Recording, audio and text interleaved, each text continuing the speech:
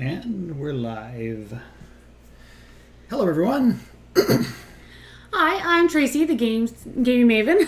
And I'm Stephane, the games teacher. Not the games teacher. So as you may have noticed, we have a slightly different format today. We actually have a lovely wall in our dining room area that is green. Happens to be painted green, so we decided to try this green screen thing and see how it would work for us. So the nice thing about this is you can see all of the board, you can see all of our movements, so there's nothing off the screen. And I just kind of feel it's a little more immersive, so you can kind of see us talking and playing the game at the same time. All right, so let's see here. Looks like we're live. Let me just gonna check. I'm a little worried something went wrong. Let's try reconnecting the chat here. We have joined the games teacher. All right, so the chat's live. So yeah, what are we playing tonight, Tracy? So tonight we are playing... Game up there. There. In that direction. Still trying to figure that out. So tonight we're playing Walled City, Londonderry, and Borderlands. Now, Londonderry and Borderlands are actually two different sides of the board. So tonight we're actually playing the Borderlands. The other side is kind of this lush green kind of looking board.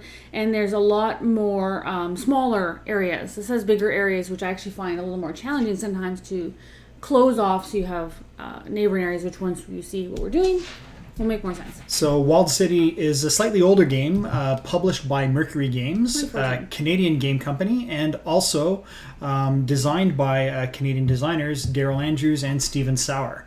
So if you're from Canada, which we are, you might, and you like area control games, which this is, you might decide you want to check this one out.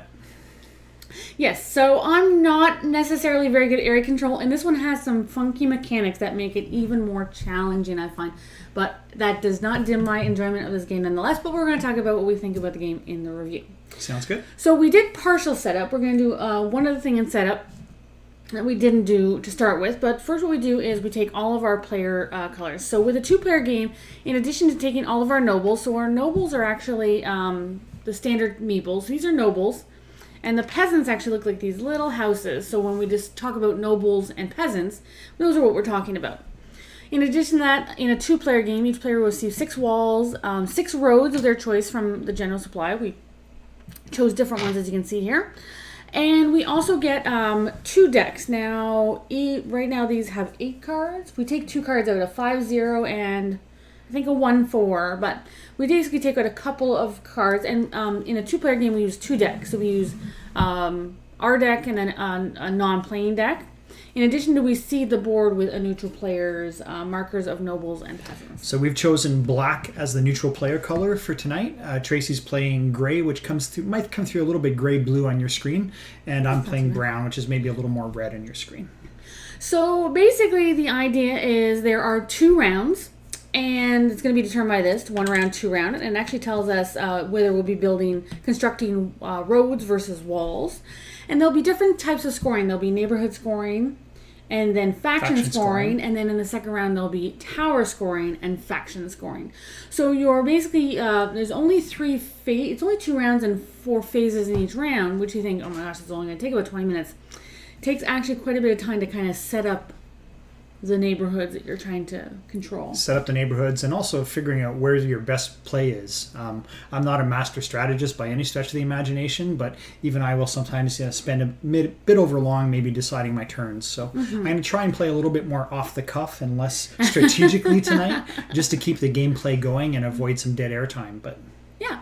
So without further ado, we will finish the setup. So what is included in the setup besides seeding the board and placing out the faction die? Now each faction die is randomly rolled and placed in the various neighborhoods. There's a little marker to say which ones get it. So the one in the center in this side doesn't get one. It does, however, get a chit. And it's randomly flipped. There's a positive and a negative on each side. In addition to that, we are going to play out 2 roads each. So we will get to choose from the general supply, what's in the box, in this case not box, and we'll get to play them out and already kind of start to divide the area up. So I'm going to play one here. There are 3 different road lengths, short, medium, and long. There's, I think, 2 long in the game, and then a number of mediums and a few short. Tracy, can you pass me a short road, please? And depending on which side you're playing, you're going to have more of some types than the others. There's more shorts than the other side. And I'm going to play this short one over here. All right, and you need to pick a second one? I do. I also like those little short guys because they...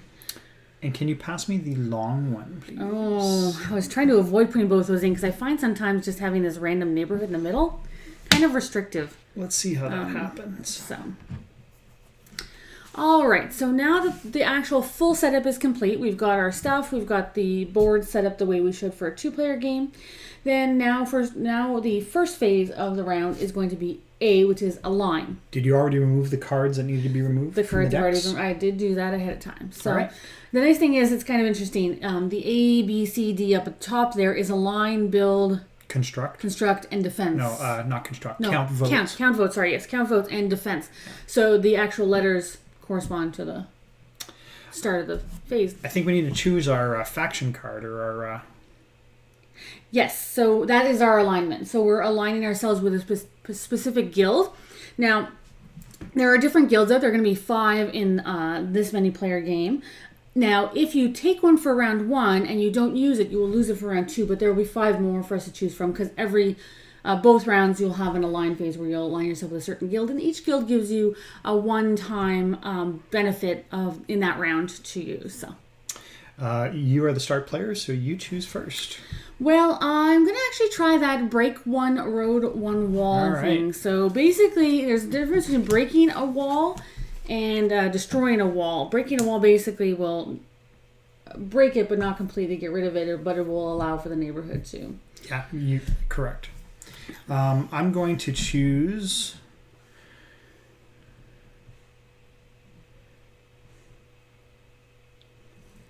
The couriers. Swap 2 faction dice and/or survey chits.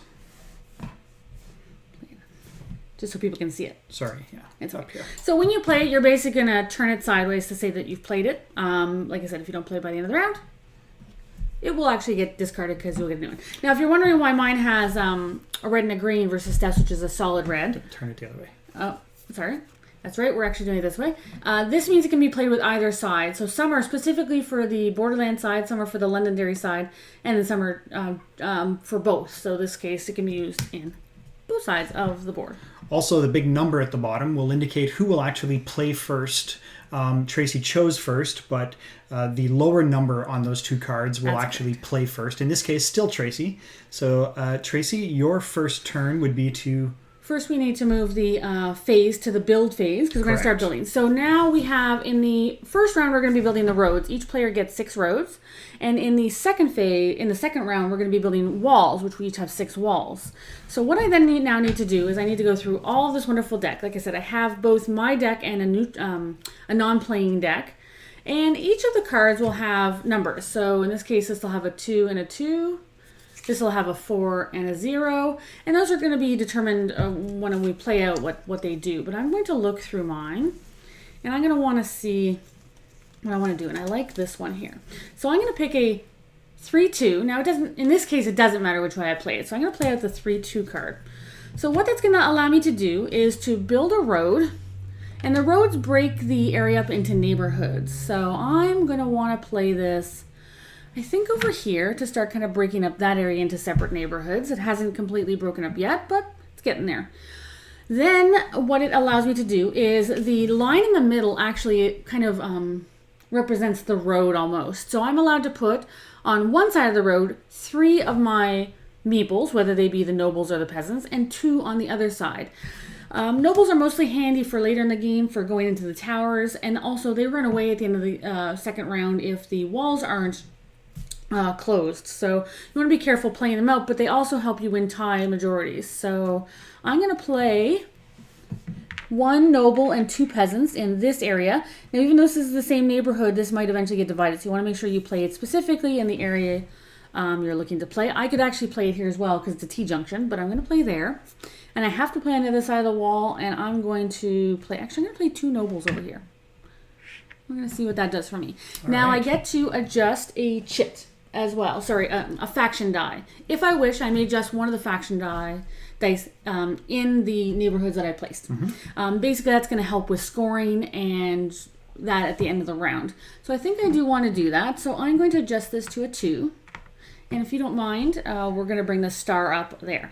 So the stars right now, there are little chits on the top of the score track. Represent the faction totals. Yes.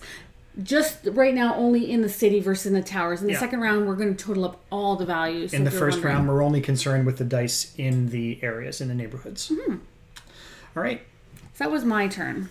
So for my turn... I shouldn't look at your cards. Yeah, that's fine. You're going to see them in just a second. I'm going to play...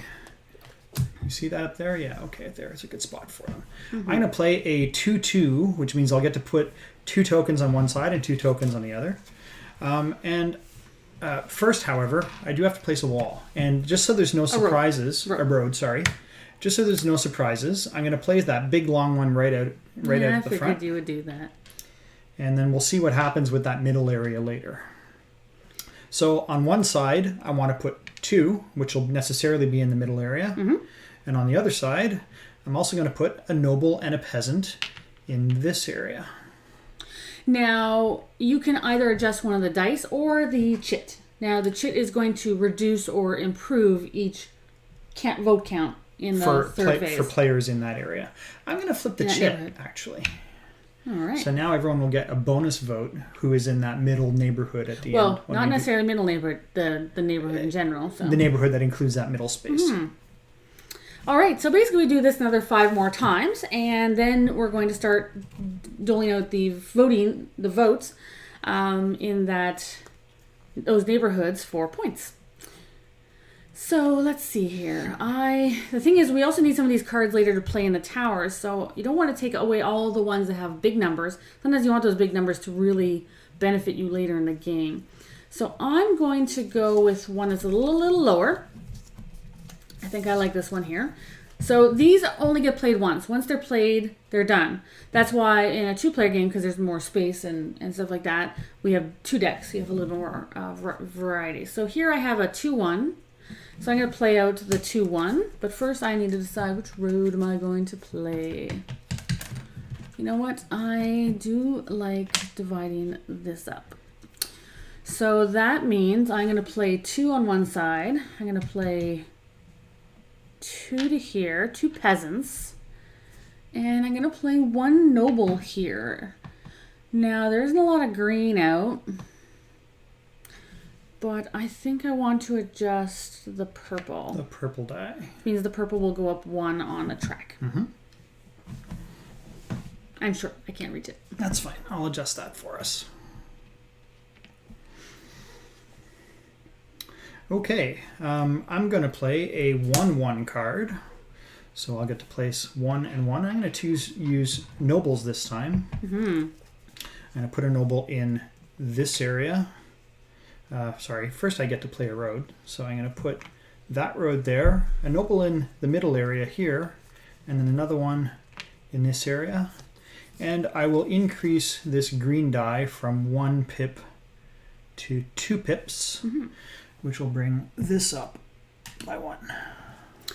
So, if you're kind of wondering, the logic behind why we're building the roads. Right now, this is actually still all one big area because nothing is closed off. However, if I was to close this off, this would now be one area and the rest would be a single area. If we do both of these, this will be a neighboring area. So you're trying to do that, especially since there's a lot of the neutral players that you're trying to at least get second, ideally. Because all first, second, and third score votes. So you will get some scoring for being having majority control in a neighborhood, but you also get points for faction scoring. And that's really tricky. And I haven't mastered that yet. That's based on the dice colors that are in play and where they are on the map, and the values of the dice will get you more or less points. So it's something else to be aware of when you're placing your things. You got to kind of balance those 2 scoring mechanisms out and see which one works best. So I'm going to play my 4-0 card, which means on one side I will play none, but on the other side I get to play 4. 4 is big. So I am debating here what I want to play out. I think I like dividing this guy. Because right now I have a lot here. Not a lot of people are challenging me for stuff. So if I can divide that, I will have more chance at scoring bigger. So 4, huh?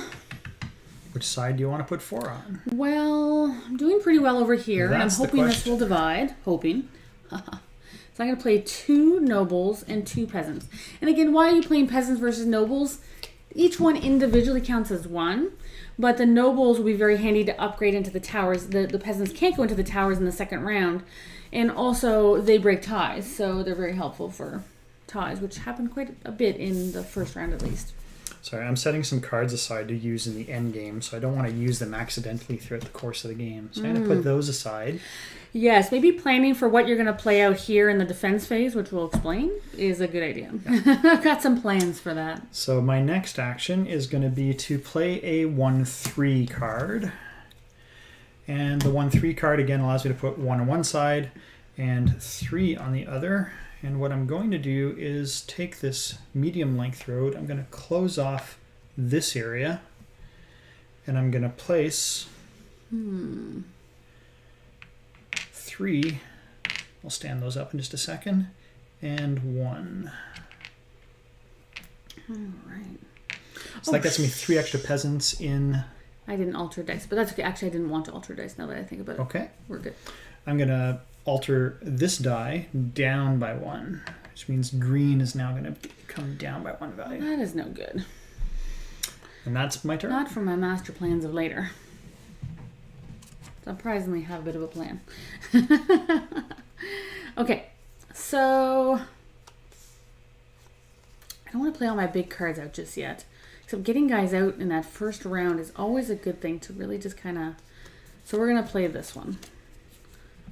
So it's a nice middle of the road card. I'm going to play my 2/2. Your 2/2? My 2/2. Your 2/2. I think... I know you used to take ballet, but... Now, the thing is also, depending upon how big the neighborhoods are, like if a neighborhood's too big and you build walls and there are 6 gaps in the wall going out, nobles are going to run out. So you want to be careful and really plan for that. So I'm going to make this a nice big neighborhood here. So with that, I get to play 2 and 2. And I think I'm going to... So I won't get majority there, but I will get second place, which will be kind of nice. I would like to get some nobles in there to maybe upgrade later. I'm also not going to get majority here this turn. And I think I'm going to put peasants in there because I don't think I want to necessarily upgrade those guys. I'm going to play a 2/2 card as well, not to imitate Tracy, but you know, sometimes she has the right idea. Sometimes I have good ideas. And I want to play this small wall.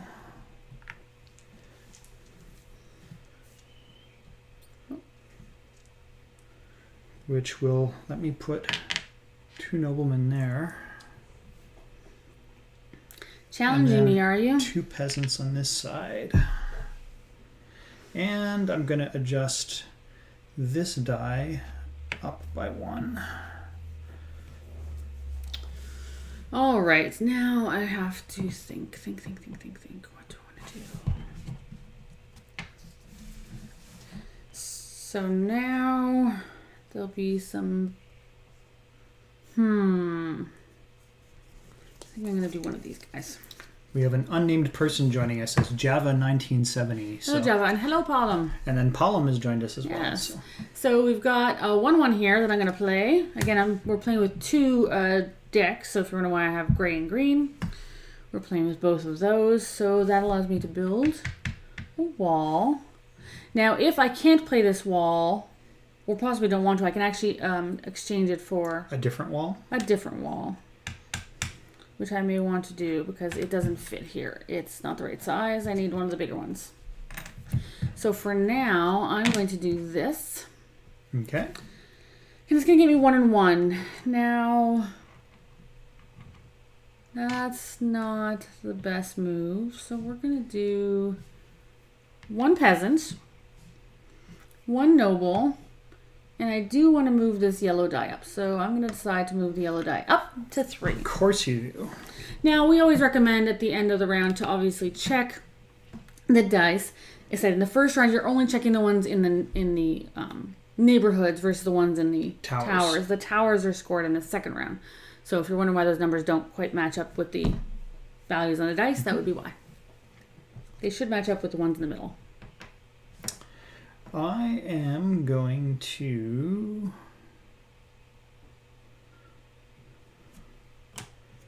play a little thing over here. And then, what card do I want to play with that?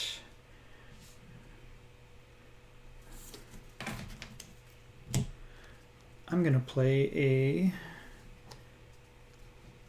3 and 1. 3 and a 1. So I'm going to have 1 peasant here and 3 nobles over here. All right.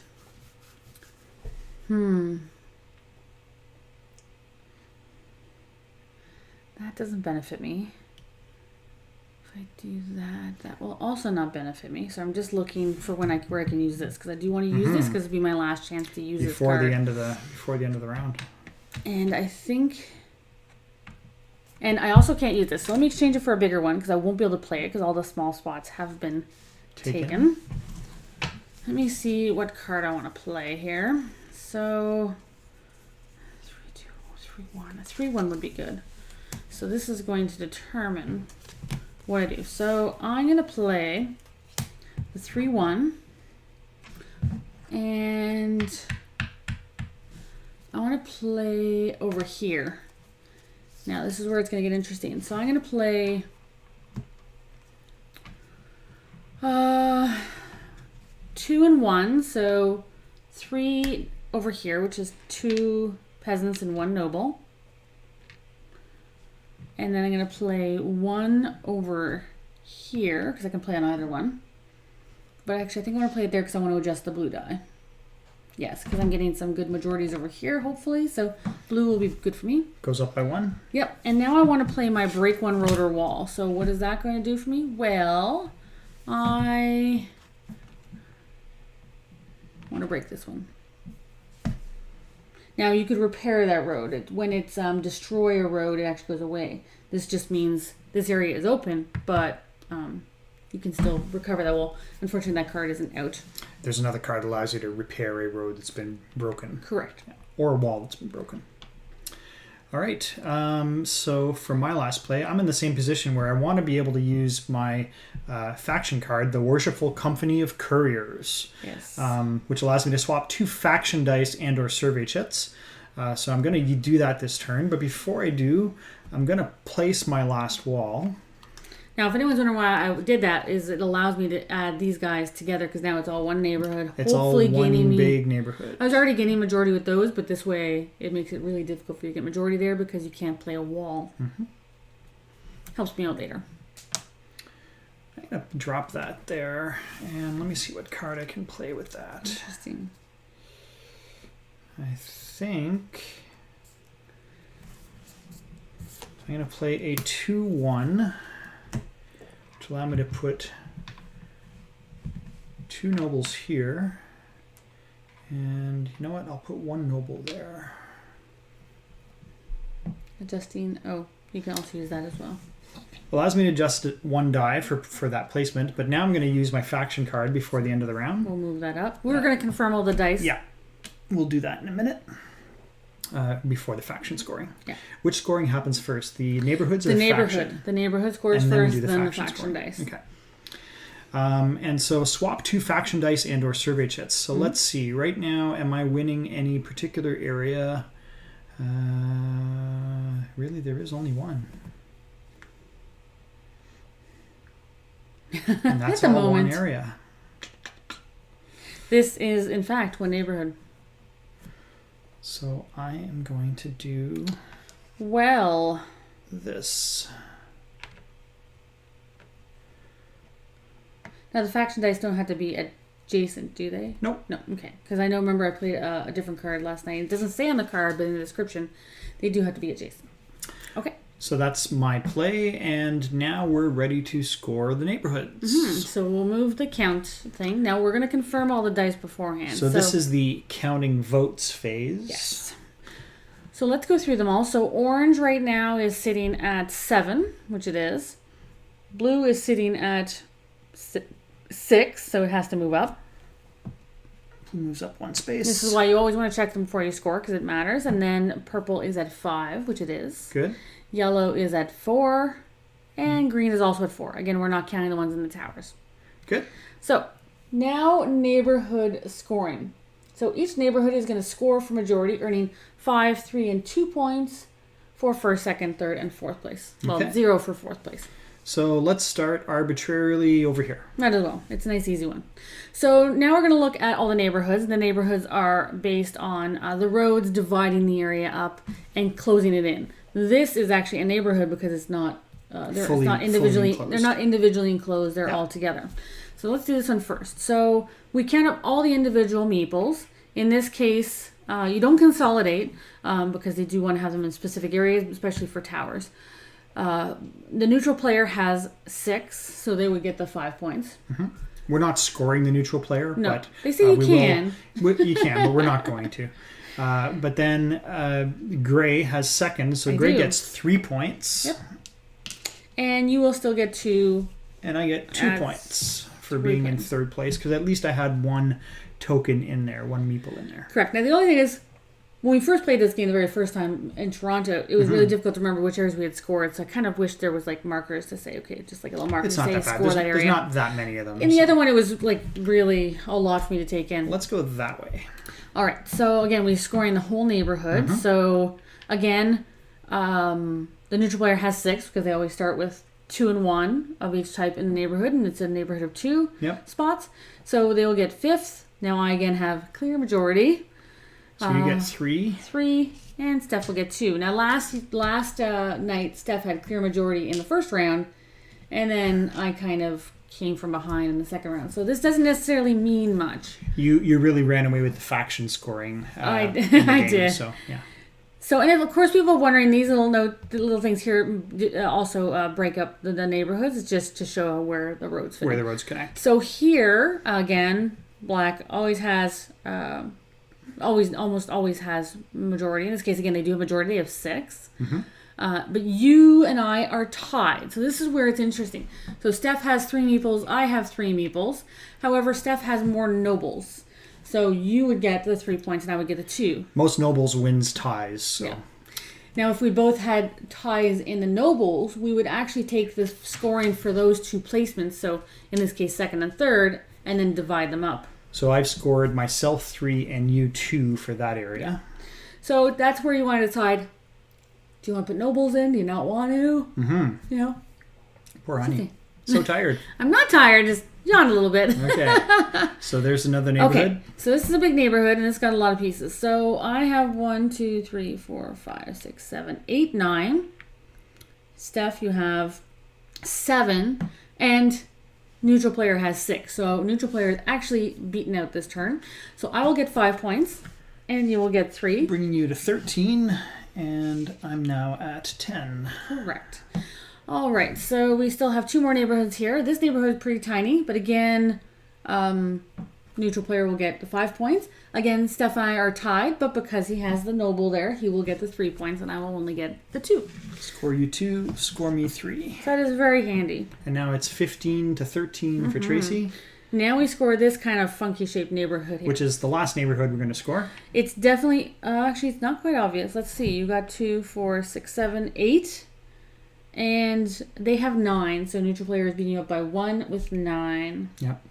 And I will only have 2, so I still get 2 points. So unless 17. it's a 4-player game where you don't score anything, it's totally worth trying to get something in a neighborhood because you'll score something. So now our scoring is 17 to 16 for Tracy, and so there's just a 1 point difference at this point. So this is where it gets a little interesting and a little confusing. Now we're going to score the faction dice. And again, we're only scoring the faction dice in the neighborhoods. in the first round. So we will ignore, so if we're doing green, we would ignore the ones that are green there. So let's start first with the orange because it's in the top, and we'll go down. So orange has 3 dice out. So we're gonna count every guy we have in a neighborhood with an orange die. Yep. This is where it gets really tricky. So I'm gonna score for myself 1, 2, 3. Now this counts even though it's there. It's in this neighborhood. So 3, 4, 5, 6, 7, 8, 9, 10, 11, 12, 13, 14. And I have 3, 6, 10, 12, 17, 18. 18. Now, obviously, we'll just do it's easy. 6, 12, 6, 12, 15, 18, 21. So again, the neutral player. Oh, that neutral player. That neutral player always edges us out for control. So the neutral player would get 5 points. We're not scoring them. Nope. Do you get the value of the faction color, which is... So neither of us gets faction scoring for orange in this case. That's correct, because the dice are so spread That's right. out. With faction scoring, only the player with clear majority will get the faction points. If there's a tie, then both players... The nobles... Do they share it, or do they split it, or do they both get the same scoring? Again, the nobles, whoever ties. has majority has break ties, and then if you still have a tie, then it's split. But again, it's multiple ties.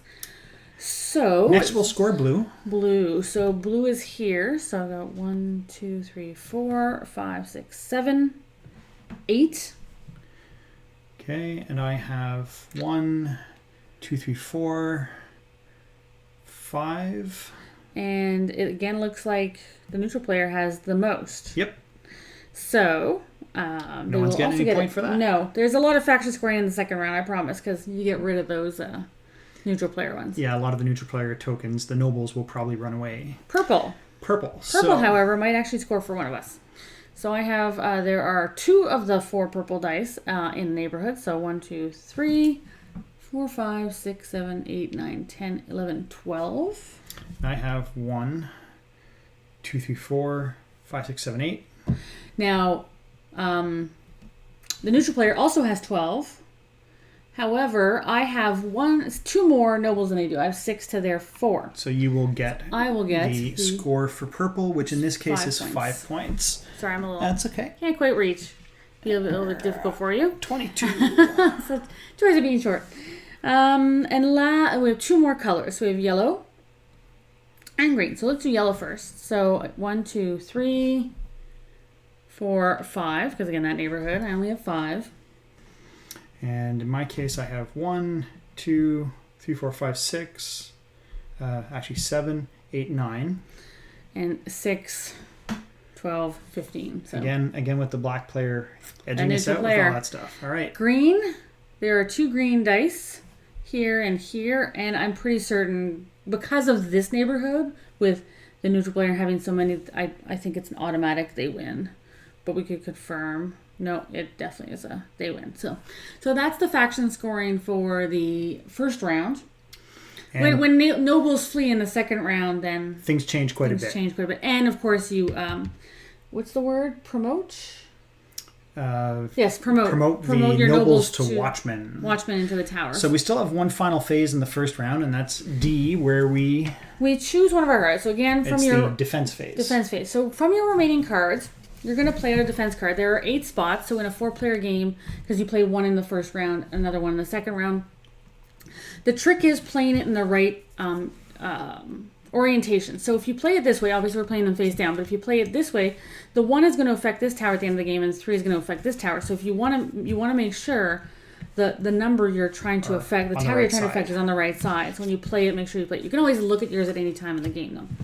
So let's see. Now this is where we definitely don't want the other player seeing what we're doing, because we're going to be looking at where we're promoting I'm guys not to. Look.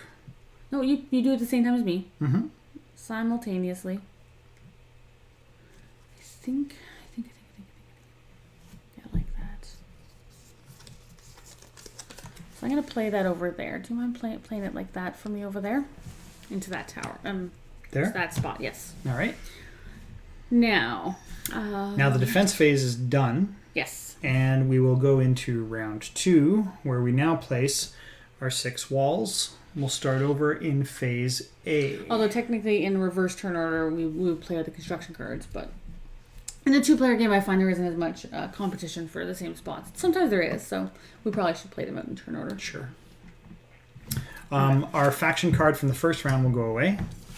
The other ones will wipe. So whether you use it or not, it gets discarded. And then I'll put out 5 new faction cards for us to pick from. So we have the Armorers, which is +2 Watchmen. The Tailors, which is remove 1 peasant per opponent. Which More includes useful a in neutral. a 3 or 4 player game. Yeah. Next one. Move 3 peasants or 2 nobles, which is very handy. Now that's the one where you have to be adjacent to an adjacent neighborhood. And that's the Saddlers. And then the Salters allows you to place 1 extra noble and 1 extra peasant. And lastly, the Paint Stainers. Painter Stainers. 1 peasant per player changes to your color. So you basically get to take one of the other 2 players, in this And case, swap it for one of your own swap it for your colors. own. And only the peasants, though. Mm-hmm.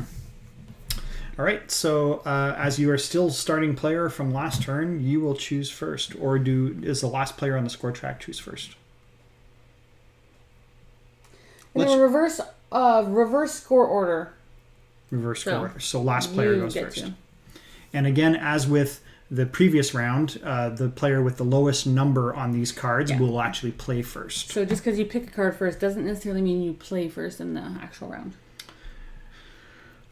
I think I'm going to play the Painter Stainers, which Tracy had last time we played. I did in the first round. I had that.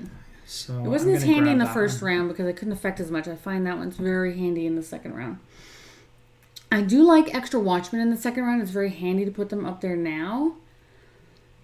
Moving peasants, though, or nobles is very handy, especially if you peasants or start 2 to nobles. notice an area you're just not going to get anything in. So I'm actually going to take the Saddlers, which is going to give me the ability to move 3 peasants or 2 nobles from one neighborhood to an adjacent neighborhood. So with that, we've now aligned ourselves with a specific guild, and we'll move on to the build phase. So in priority order, you have the lower of the 2 numbers. You have a 2 and I have an 11, so you will get to go first. I will get to place first. The build phase. We'll just move the thing just so people know which phase we're in. We're in phase B for Phase build. B. I like how the A, B, C, D actually represent the start names of the phases. line, build, count, defense, exactly. So Okay, so I am going to play a 0-4.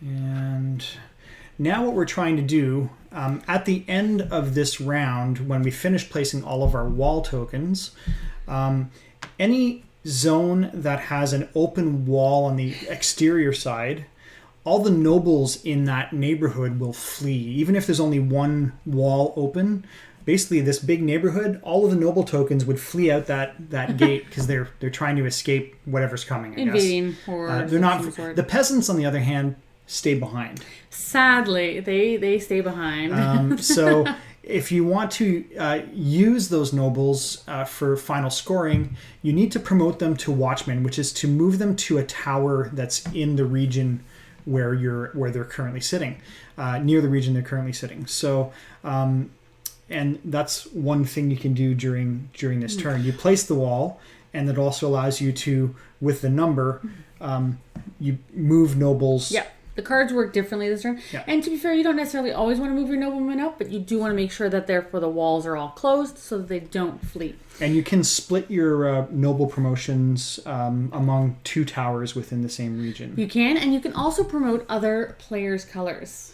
So if you're actually wanting to keep majority in the neighborhood, and you're pretty certain that the walls will close and then your nobleman will flee, or if there's no card here, that tower will not score. So right now these towers will not score because there's no card. This tower will score because it's got at least 1 card pointing to that tower. So having noblemen go up into these 2 might not necessarily be useful. So keeping them in here is good, but you want to close these guys off. So, or you want to move other people's up. I'm going to play here. Now you have to move the nobles into the towers that are immediately closest to the wall segment you place. Mm-hmm. So even though this tower is part of that same neighborhood, I can't promote nobles to Watchmen to this tower when I place this wall. It has to be to one of these 2 towers. Now, you place the 4-0?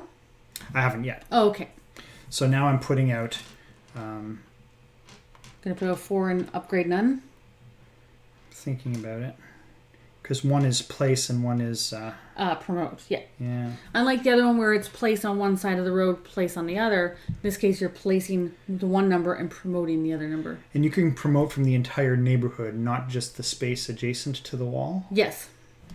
They just recommend keeping it separate in case something happens where it divides or not. They don't want you to join it together. So I'm going to put 2 noblemen in this wall, and then 2 noblemen on this wall. So you place none into the city, into the neighborhood. Because, yeah, this is a pretty big neighborhood, so 4 walls need to go up just to keep the nobleman from fleeing. And again, I can affect the dice. You can affect the dice in either tower touching the wall. I'm going to bump this one up to a 3, which means purple will go up by 1 value. Increase the die or adjacent to your wall. So you could actually adjust this one, but you can't adjust. So this is where it, again, is a little tricky and can be a little bit confusing.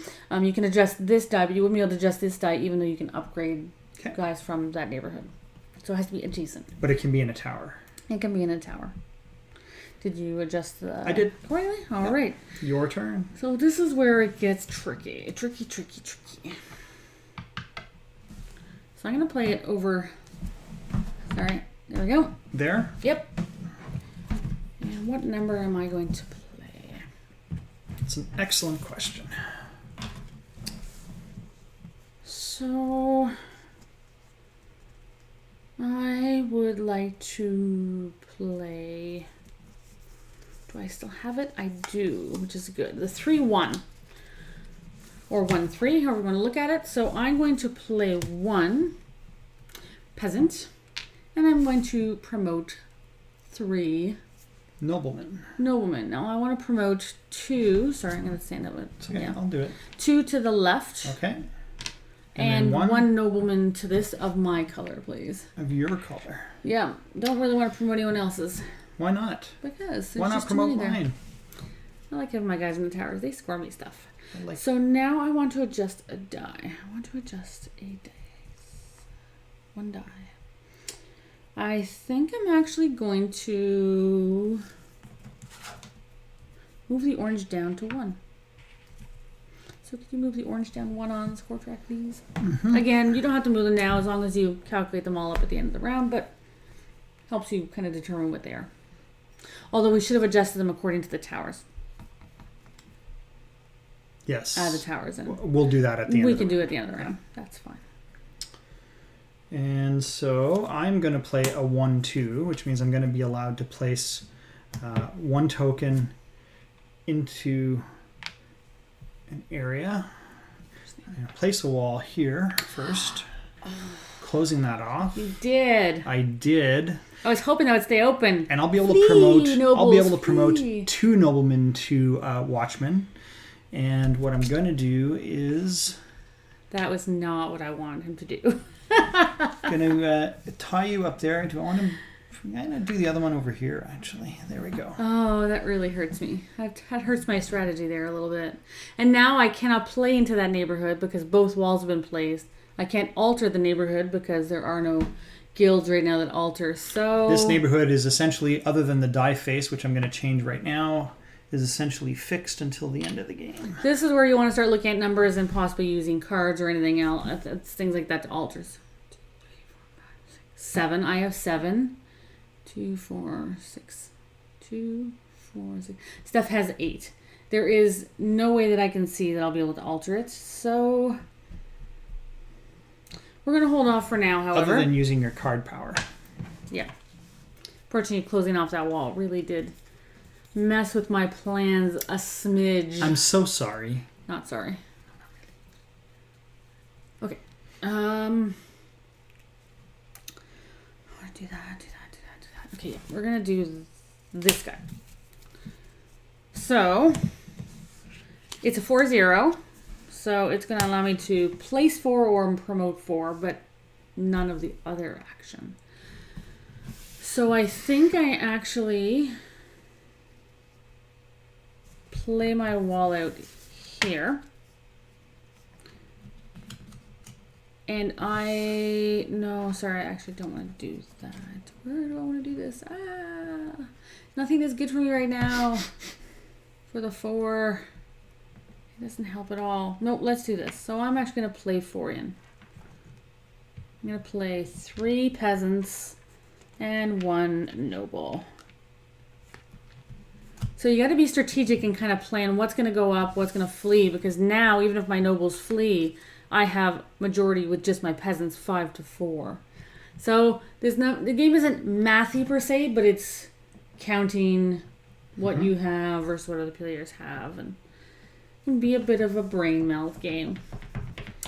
All right, I'm gonna place a wall, and I think I want to place them here.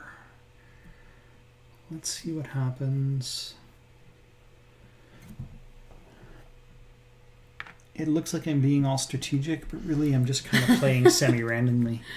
Oh, I'm actually playing strategically for this game. 4 for sure. and 0. Unfortunately, So I'm narrating my strategy, but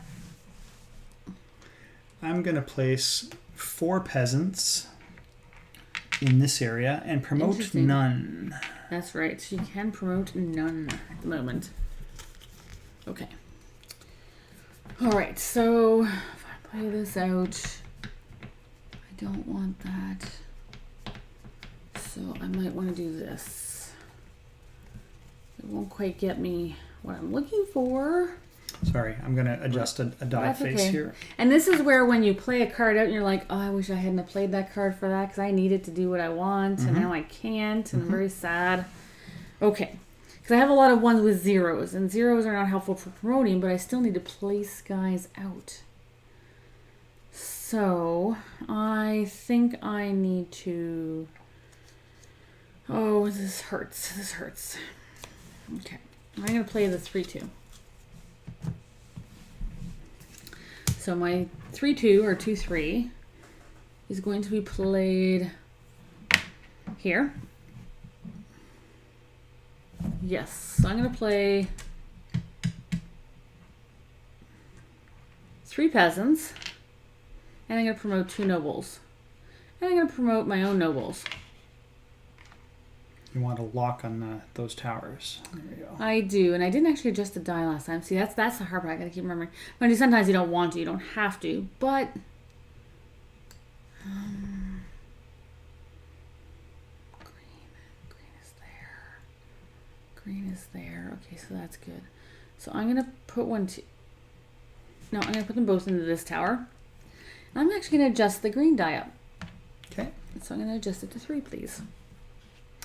Let's just, we each have 3 walls left. Correct. Now we should be doing this ideally throughout the entire game, but now would be a good time to just confirm all of our faction numbers. Yes. Because we still have 3 placements each, so it's easier to see on the score track exactly, than it is. Yeah. So yellow is actually at 10, not 4. Yep. That makes a big difference. There are so many up here. Because you might want to actually go for yellow. Next. Yes and no. Doesn't help me. Green. Green is 4, 5, 6, 7, 8, 9. Purple is 3, 4, 5, 6, 7, 8. 11. Where's the other one? Oh, there it is. I was like, I couldn't see it. Next. Blue is 5, 6, 7, 8, 9. And lastly, orange is 8.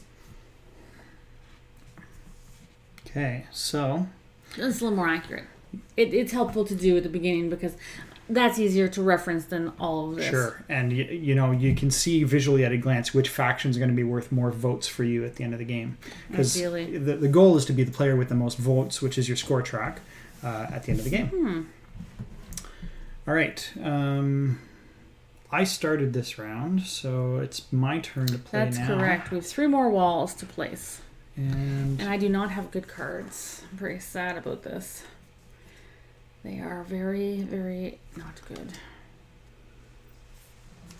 I'm going to play a 3-0. Now, where do I want to play it is the good question. I'm going to place it here and put 3 of my peasants in into Because that's going to be a very hard neighborhood to close unless that's the only neighborhood you close. The middle area here. Yeah.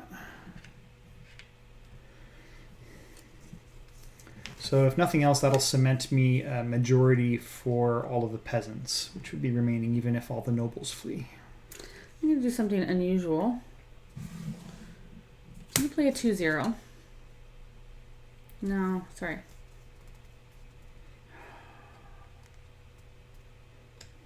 Yeah, I don't have the number I want. Actually, no, I'm going to play a 2-1. 2-1 is better for me. Okay. All right. So are you promoting one and placing two, or the other way around? So hold on, I'm going to play my wall there. Okay. I'm going to play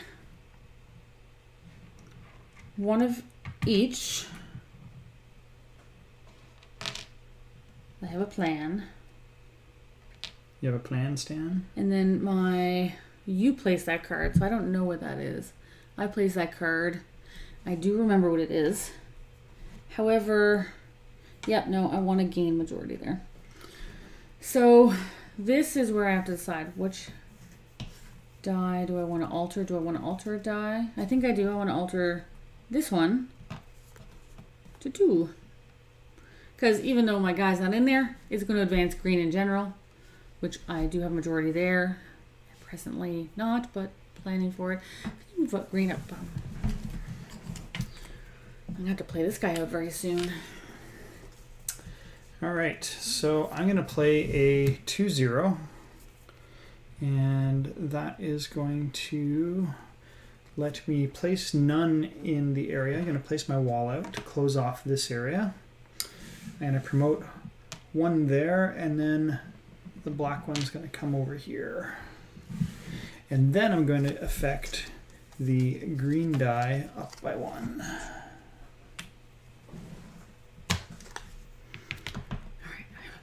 I have a plan. I really do. So I'm putting a 3-0 down. Now this is where I'm going to kind of explain my strategy. So I'm not playing any out. I'm going to play my wall. Not that it really matters. Sorry. Destroying the city. Giant walls destroying the city. Okay, so I didn't place any out. I'm going to promote 3. So I'm going to promote my gray meeple over to that tower. And I'm actually going to promote one of each of yours. Me to and the this neutral tower. To that tower. So, in case you're wondering why I might do that, nobles flee here. I won't get majority, but it also keeps Steph from getting points here. Neutral will get more points unless he builds a wall there. And closes it off. Closes it off. So it forces him to sometimes play where he might not want to play, vice versa. I want to alter the blue, either blue die or the yellow die. Yeah, unfortunately it's not from here. It's from there. Yellow is not as useful to me, so I'm actually going to move it down. No, it is useful to me here for fraction scoring. No, I'm not actually going to alter any. Actually, no, I will, alter the blue over there. One up or down? It's so hard to think of all these numbers. I'm going to alter it up, please. All these things to think about. All right. And now I want to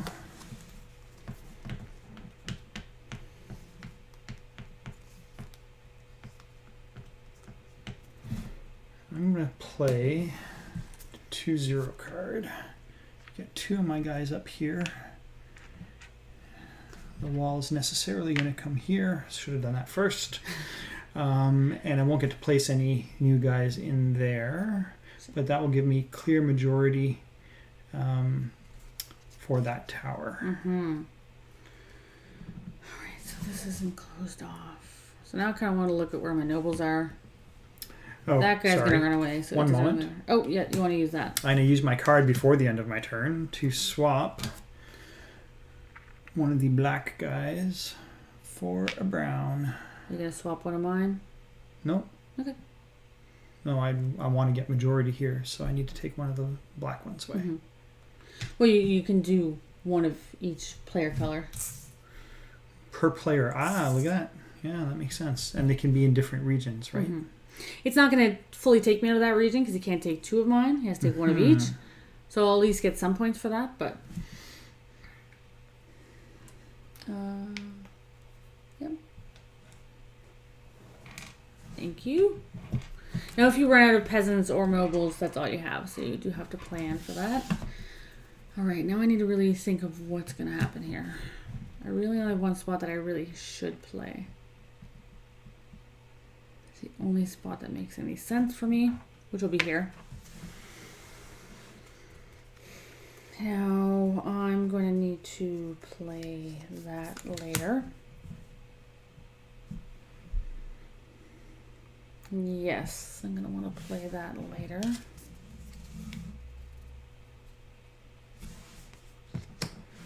Maybe. All right, so I have a lot of zeros here, which isn't good for me. Makes me very sad. Choosing which card to play at the right time is half the battle. Yes. So I'm going to play the 0-2. And I'm actually going to promote these guys to this castle, tying you for it. I know. You're so mean. I am. You're so mean. However, I'm actually going to move. Oh, that helps you. That helps you quite a bit. Don't forget to use your card as well. Yep, I'm going to do that next. And I'm going to move over there. That'd be good. Okay. I'm not going to adjust the die, but I'm going to play this. So it's either move 3 peasants or 2 nobles. And you said they have to move from one adjacent, Yes. from to an adjacent territory, correct? Yes. Now, I can't possibly gain majority here. Even if I move 3 and I would tie you. If I move them into there, you have 2, 4, 6, 8, 9. You can move other people's as well, can you not? I could. If you want to affect things that way. But I could basically move to one or the other and score accordingly. But then I'm trying to debate for faction dice what makes more sense. Going into purple would be better.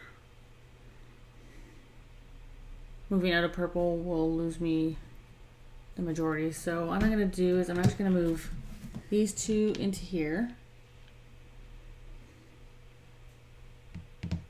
And I'm going to move one of Steph's into here. Does that work out?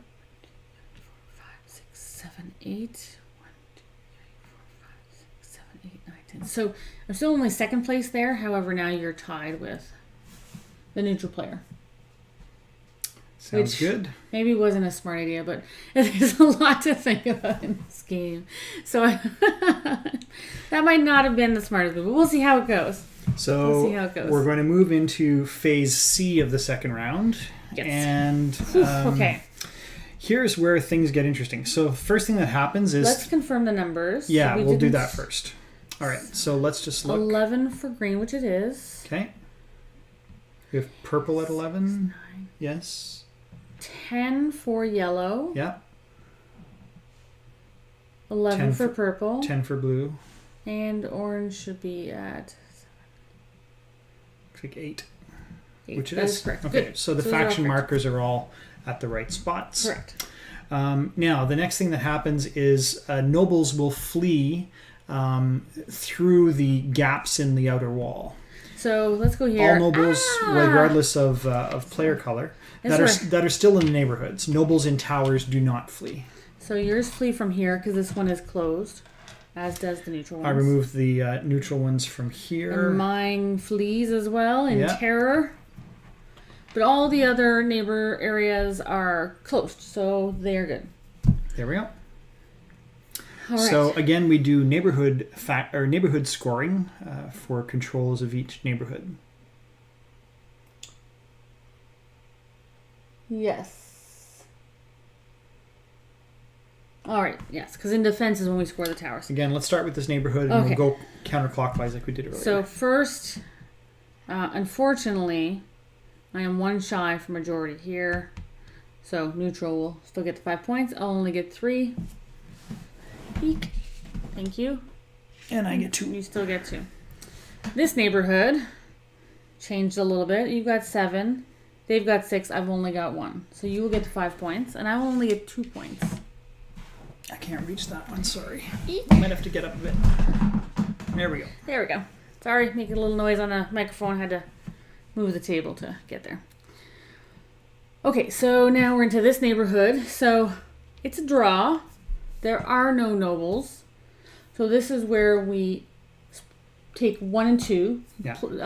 First and second place. So we 5 points 8. And 3 points. We total them up and then divide it by 2. So I get 4. You get 4, and the neutral player would get 4, but again, we're not scoring for the neutral player. So this neighborhood. All right, this is the doozy. I think you still have majority. I think I said I was 1 shot. Yeah. And neutral player is definitely not in the running for that one. So I get 5. Sorry, Tracy. Yep. That was a 23, so I go to 28. That's right. And you get 3. I do get 3 because I'm in second place, not third. Just move that back a bit. And now we have this guy. Now you guys are tied, but the neutral player has majority. Because the neutral player has the nobleman. 1 nobleman. They do. So I kind of messed Steph up a little bit there. I still lost out here, but I was going to lose out there anyway. Just a little bit. Just a little bit. But you will still get 3 points. So you won't get 5, but you'll get 3. I'm okay with that. And one of your houses is crooked. One of my houses is crooked. It's a defective house. Bad foundation. So the last neighborhood we're going to score is this guy. I eke out the neutral player. By 1 peasant. By 1 peasant, so I will get 5. And unfortunately, I'm not actually in that neighborhood, so I get no points for it. You get no points. Okay, so with the neighborhood scoring done, we'll now look at faction scoring. Now, this is where it changes from the first round. In the first round, we only score the factions in the neighborhoods. We will score the factions in the neighborhood. We're only scoring the neighborhoods at the moment, but we're going to use the faction dice that are also in the tower. So we're going to use the numbers that are there. So when in doubt, use the numbers of what's showing there and just follow the rules of which dice you should be. Watchmen in the towers do count, though, in the scoring. They do. Yes. They do, in fact. Okay. So basically for every token you have in a neighborhood or tower that features that color of dice, you'll add 1 to your number of votes, and the player with the most votes wins that faction's vote total. So I find sometimes the counting phase almost takes as long as the build phase because of all this planning and looking at things. So let's go first with green because it's there. It's the easiest to go by the colors versus the areas. So green. So in the green areas, I have 1, 2, 3, 4, 5, 6, 7, 8, 9. I have 9. Where's the other green die? Oh, they're all there. Okay. Yep. Yeah, you have nothing here. No, I have nothing there, sadly. Okay, so you have 9, and again, I have none. I have 3, 4, 5, 6, 7. And 8. Really? I beat you out for that number? Yep. That's surprising. Well, let's see what neutral player has first. So they have 4. 10. Oh, they got it. They might get it because of this big 14, neighborhood here. Yeah. Oh. So neither of us gets the green faction scoring. So now we'll do purple. That's not good. Now all right.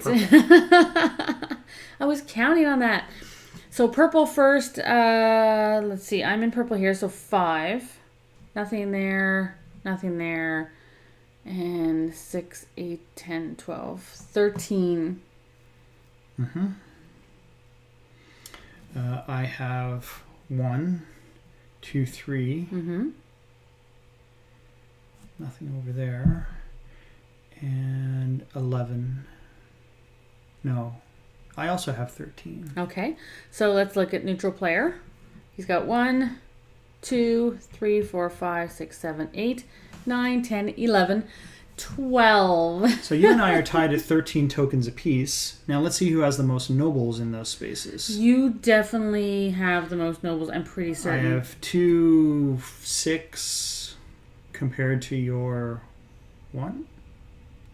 No, I have 2 there because it's the whole neighborhood, right? Yeah, you have 2 neighborhoods. Yeah, 2 I have 2 there. You're right. So you are going to get a whopping 11 points. Catching you up fairly quickly. This faction scoring here really can make a big difference. Yeah. So I don't notice. Well, sorry, I played this with more than 2 players in more than two players, obviously someone is going to score something. So the points will vary quite a bit. I find in a two-player game, the first round of faction die scoring almost always goes to the neutral player. So. All right, so now we'll do blue. All right, so in blue I have 5. Nothing there. 6, 7 in that tower. 8, 9. And comparatively, I have nothing. 4, 4, 4. So let's look at black. I'm total. Okay, sorry. 4 total. I was confused. I was going, Whole but lot you of have nothing nothing anyway. there. Yeah. 4 total. So not neutral. in the running. So they have 4, 5, 6, 7, 8, 9, 10, 11, 12. What did I say I had? I thought you said 9. 9. So again, neutral player gets blue, which I figured they would because they still had quite a few here. So we're scoring yellow next, again for 10 points this time. So let's see if anyone has clear majority. I have nothing there. I have 5 here. 6, 7, 8. That's it. 2, 3, 4, 5, and 7 is 12. What about black? 6, 7, 8, 9, 10, 11, 12, 13, 13, 14, 15. 15. So again, they won it. Which is weird because last night it was the opposite. Yeah. They won none, almost none. All right, so finally we score the faction value votes for orange. Which will probably go to you again. But let's see. Actually, I have 2 here. 3. Nothing there. 4, 5, 6, 7, 8, 9, 10, 11. I have 11. Okay, and I have 4. 15. I have 4 there. I have 7 here, 21. Nice. I think I take that. Yeah, 21. I'm pretty certain you do, but let's just count the neutral player just in case. I'm pretty certain you've got it though. So 1, 2, 3, 4, 5, 6, 7, 8, 9, 10, 11, 12, 13, 14, 15. So I will get the 8 points for orange. So as you can see, he quickly jumped ahead of me. So. But we're not quite done yet. No. So we still have to choose our second defense card. So we'll move that to the defense thing. Now what's going to happen is once we play our second card, we're going to turn over the defense. And this is where you have to remember to turn them over this way versus this way because you'll actually change the orientation. Yeah, you don't want to change the orientation of the numbers. I do need to think. And here. ideally you want high numbers near where you have majority in that tower. Ideally. And usually a 0 where you're not. So to really affect. So I believe because I'm in last place, I get to pick first. How do we resolve ties for this? If there's 2 players tied with the most nobles in the tower? So player with majority in tower earns the combined value of the nearer portions of the adjacent cards. In the event of a tie, all players earn the full votes. Okay. So basically, simply earning, like if there was a 2 here and a 1 here, that's 3 votes. So both players get those votes. Yeah. Okay. Now I have to get some really big numbers here in order to help me and hopefully reduce Steph's chance of getting numbers. And we only get to play 1 final card. So I'm debating where I want to play this. Who plays first? I do because I'm lower on the score track. So I have to decide whether I want to help you or help myself. Well, don't help me. You got to be at least a little bit competitive, love. No, trust me, in this game I'm actually quite competitive, but these are not going to score me anything if I don't do that. But if I go over there, it's going to be all sorts of bad. So let's go there. Sorry. That's about there. Okay. That's where I place my card. Okay, and I'm going to go... Maybe over here. Thinking here. Shocking, I know. I know, very. All right. So now we will turn them all over, and again turn them over. That's exactly it. I'll reach the other ones. You reach them, yeah. okay? Yeah. Long arms fan. Pardon me. I can't do this. I think. These are not easy cards to pick up. They're very small. Okay, so now we're going to score each tower. So only towers that have cards adjacent to them get to score. So this one is actually a tie for both of us, so we each get 2. This one will get 6 big ones, and you got that, so that's really nice for you. I agree. That's really nice for me. Yeah, I should have placed there and really kind of reduced your chances. Here, Black and I are tied for 1, so I would get 2 more points. 2 more points. And over here, you and Black are tied on this tower, so you would get 2 points.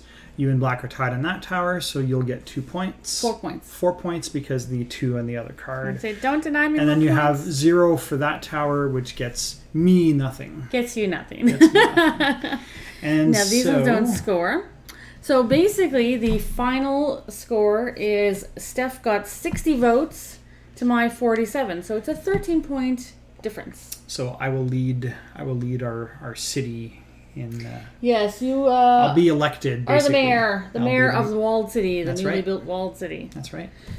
So, so that is walled city. Now it can take a little bit longer depending upon how people play things out, and of course, with more players, it will take longer because everyone's got to do the same thing. There'll be less walls and less roads per player to put out per turn because there's still only so many spots you can play out. But I find 2 players isn't ideal for this. I mean, we're playing it just to demonstrate it because I really don't like having the neutral player kind of occupying so much territory right at the start. So to be fair, I don't mind a neutral player as a game mechanic.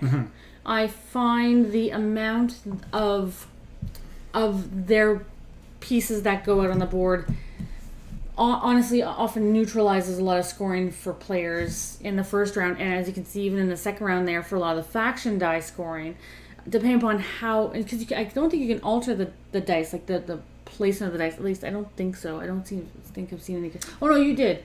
You had a dice. I was able to swap 2 dice. So unless you're really looking ahead and hoping, like a big open area like this, the neutral player was always scoring. So it's not so much that I don't like a neutral player in this game. I think it works well. I think it overpowers most of the time. So I like how it's kind of a medieval setting. I find it a medieval setting.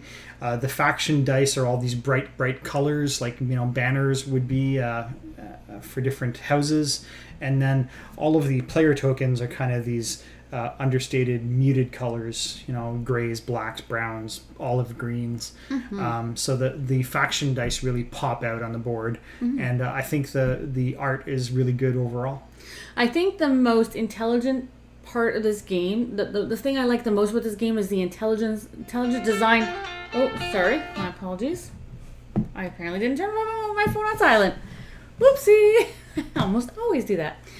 So the most intelligent thing about the design is that in the first round you're playing out roads, so you're trying to divvy up the neighborhoods, and then the second turn, because you have to promote guys in order to kind of gain some points, but you want to keep guys in the neighborhoods, you have to decide how much you want to move out, how much you want to keep in the town, so on and so forth, knowing guys are going to run out of the town. It's a fine balance for sure. Yeah. So the other thing I like about this game is the use of the cards. Yeah. The cards are very well done. As with several other games, you only get to use the cards once throughout the game.